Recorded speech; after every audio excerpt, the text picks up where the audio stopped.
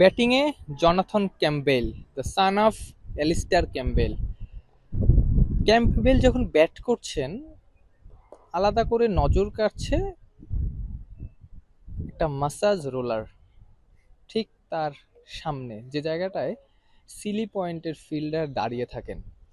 অর্থাৎ ক্যাম্পবেল একটা প্রতীকী সিলি ফিল্ডার রেখে ব্যাট করছেন। টেস্টে স্পিন বলের এগেনস্টে ব্যাট করতে গেলে ডিফেন্সটা শক্ত হওয়া জরুরি।